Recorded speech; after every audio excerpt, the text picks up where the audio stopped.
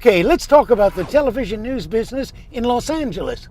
The economics of TV news is changing now that so many people are getting their news from social media and the internet.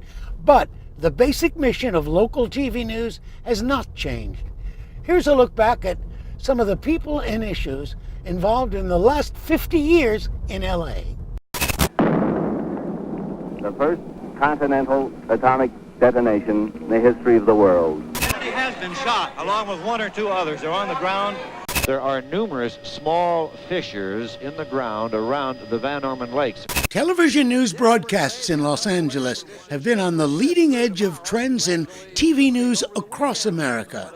Don't go near this area. South Central Los Angeles at Florence and Normandy. Still, LA's local television news has its own unique and original Southern California flavor, and it impacts the public. Earthquake. Yep, we're having an earthquake. Fox Alert on the westbound 10. One of the most controversial issues in LA involves police pursuits broadcast live. We have some breaking news we're going to follow right now. Are we going to go right to it? In many cases, the chase takes over an entire newscast. Everything else planned for the news that day gets scrubbed. Actually, police pursuits in Los Angeles tend to injure bystanders at more than twice the rate of pursuits in the rest of California, according to an LA Times analysis. We're going north on the 405. We're coming to Sunset Boulevard right now. The most famous pursuit in television history was the so-called low-speed chase in 1994, when murder suspect O.J. Simpson was being pursued by a phalanx of police cars for 60 miles. Simpson, with a gun to his head, was in the back seat of this white Ford Bronco, driven by his friend Al Cowling. O.J. Simpson formally charged today with 2 counts of murder. Thousands of people across LA were watching the chase. Then CNN picked up the pursuit live, and suddenly millions of viewers across America were following it. I saw several occasions people with signs saying, "Go, OJ, go," and I thought to myself as we're driving, how did they have time to make the sign and figure out we would be driving right past their home? KNBC reporter Conan Nolan was on the freeway just ahead of the Simpson pursuit. We realized they said, well, OJ has a gun to his head and he's in the back seat, Alec Collins is driving. And I kept thinking, because remember in the note that Robert Kardashian read, he talked about the media. So I thought, okay, great. We're going to pull up next to him. I got a photographer taking his picture, and he'll use that as the moment to pull the trigger. And we'll be blamed for the death of O.J. Simpson. So I didn't want that to happen. Eventually, Simpson turned himself in to police. Of course, most freeway pursuits are much less newsworthy, but still they tend to attract huge local audiences. When I was producing the KTLA Morning News, of course we covered the pursuits. And one day the producer and I said, wait a minute, this is like being held hostage. There's no news value here. If a guy's going 60 miles an hour on the freeway in the middle of nowhere, why are we tying up valuable airtime to do it? So we decided when the next pursuit happened, we would tape it, but we wouldn't air it live. And sure enough, the next pursuit, that happened. We passed on it. It was one of those pursuits, so who cares? Our competition at Channel 11 carried it live. The next morning, the ratings came out. They had 4 times the audience that we did. The general manager stuck his head in the control room and said, from now on, we cover all pursuits. Joel Tater, a veteran news show producer, says LA TV stations were among the first in America to start using helicopters to cover news. The first live telecast from a helicopter. The pioneer was KTLA, which launched its chopper in 1958. KTLA owned the breaking news from the helicopter. I was fortunate to be in the booth during the Baldwin Hills dam collapse. I was in the booth for the Watts riots. We owned those stories because we were the only ones who were carrying it live. Tater was speaking at a tribute honoring the late news anchorman Jess Marlowe, who has passed away. The event, held at Universal Studios, showed videos of Marlowe reporting around the world. Here Jess is doing a time travel story, what LA was like in 1931, along with co-anchor Connie Chung. The population of Los Angeles is 1.25 million, and many of them are huddled around their radios listening to a new crooner named Bing Crosby sing about the blue of the night meeting the gold of the day. Men's suits are advertised at $19.95. That's $19.95. Eggs are 28 cents a dozen. Another of Marlowe's co-anchors was Colleen Williams. And Jess really took me under wing and taught me everything I know about the business. He was a great mentor. On video, Tom Brokaw weighed in from New York. My friend Jess Marlowe and I were both children of the Midwest when we got the call to come to KNBC and have one of the most exciting adventures any broadcast journalist can have. Brokaw was one of the star anchormen that graced LA television in the early years. That list included Jerry Dunphy, Tom Snyder, Hal Fishman. Of course, Stan Chambers did virtually every job in more than 60 years at KTLA. Fred has the sports, and we'll all be right back with Nightside. Please join us. One of the first women to anchor a local news broadcast and earn the big bucks was Kelly Lang. I was the first woman co-anchor for NBC in all of its own stations in the country. How did I do it? Whoa. My hands are still bloody. It's the glass ceiling. Nobody wanted me. You know, they didn't want a woman. They said, whoever heard of that, you know? But many women still had to earn their bones as field reporters. We were competitors, but we had something in common. We were both mature first-time mothers. Yes, and we both love shoes. And we love shoes. Two of the best women reporters, Adrienne Alpert and Laurel Erickson, who won a Peabody Award.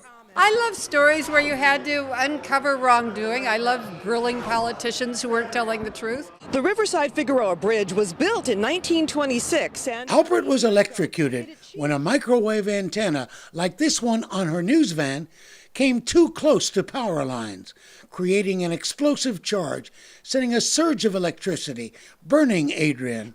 She lost parts of her arm and leg. After that happened, stations across the country began retraining their field people to avoid such accidents. it is something that happened in my life 14 years ago, and I refuse to let it define me. It's not that I don't talk about it much. I just don't let it be anything more in my life than a mere inconvenience when it has to be. There's more safety training, and I suppose if there's any silver lining in that cloud, I would just say that I hope that this never happens to anybody else.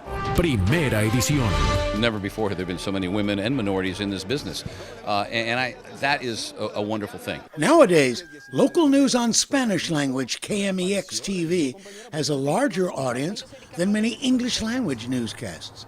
The growing Latino population is encouraging stations to be more inclusive in hiring and assigning stories.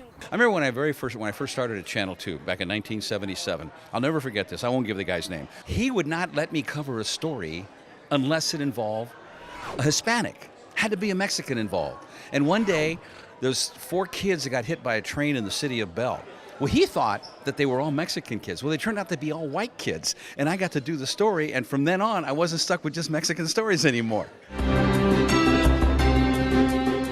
Confirmation from Buckingham Palace tonight that the world has lost Princess Diana at age 36. I got a call from Channel 4 saying that Princess Diana had died. Jim Giggins was a popular reporter who worked at 3 networks.